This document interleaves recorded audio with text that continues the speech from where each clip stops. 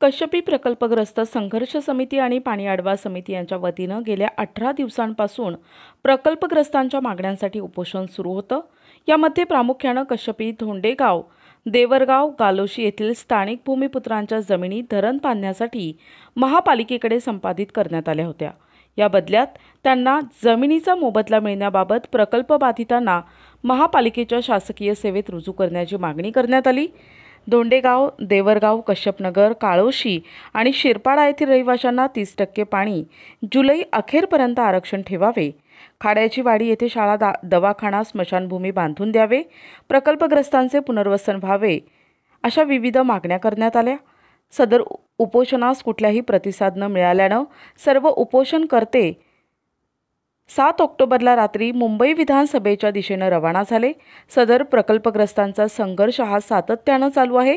त्यांच्या संघर्षात आणि त्यांच्या मागण्यांसाठी नगरसेविका नैना भरत गांगुडे खंबीरपणे साथ आणि पाठिंबा देत त्यांना मुंबईला जाण्यासाठी माझ्या वतीनं मदत स्वरूपात पिण्याच्या पाण्याची आणि तसेच लागणाऱ्या मूलभूत गरजेच्या वस्तूंची व्यवस्था करण्यात आली। सदर प्रकल्पग्रस्तांच्या मागण्यांना न्याय मिळावा यासाठी मी सदैव प्रयत्नशील असेन।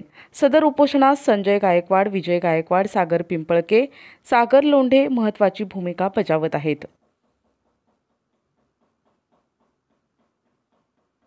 तर नक्कीच रात्री 11 साडे 11 वाजून राहिले। आज आपण प्रकल्पग्रस्तांना भेट दिली। काय नेमकं सांगाल तुम्ही? काय रात्र असो किंवा दिवस असो, प्रश्न गंभीर आहे आणि तो मांडलाच पाहिजे आणि न्याय हा मिळालाच पाहिजे।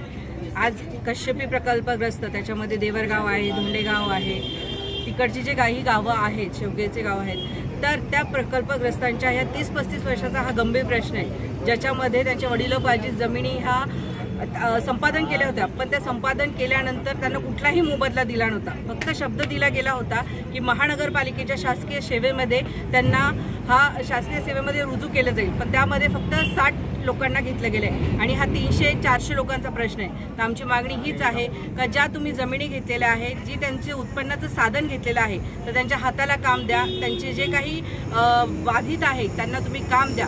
त्यांचं जे हक्काचं 30% पाणी आहे, जुलै अखेरपर्यंत ते राखीव ठेवलंच पाहिजे। त्यांनी पाण्यासाठी दिलंय तर त्यांचं पाणी पळवू नका, ही विनंती राहील।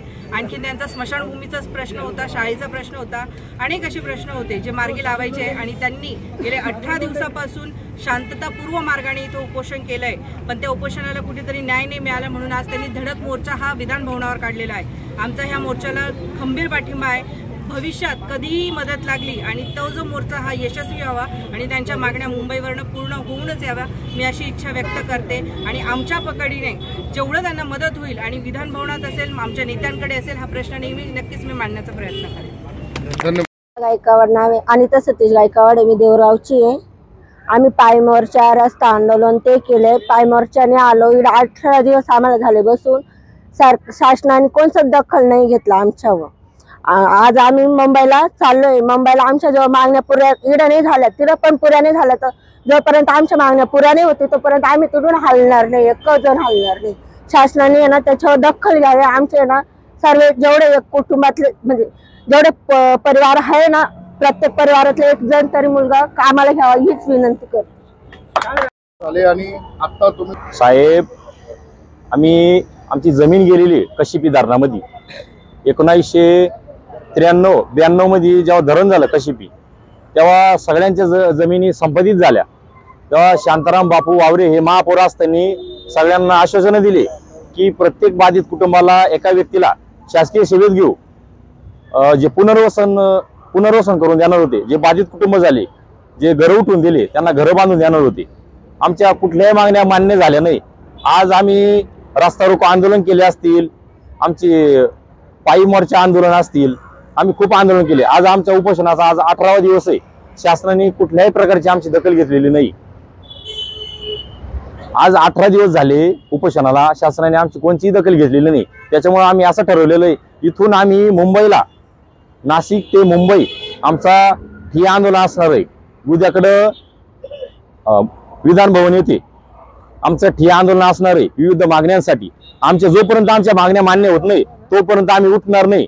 आमचं उद्याकडं विधान भवनात ठिय्या आंदोलन असणार आहे, याची सरकारने दखल घ्यावा। आणि येणाऱ्या आमचा जर प्रश्न जर सोडवला नाही तर येणाऱ्या विधानसभावर विधानसभेवर मतदारावर आम्ही सगळे 4ही गाव मिळून बहिष्कार टाकू. आम्ही कोणालाच मतदान करून देणार नाही.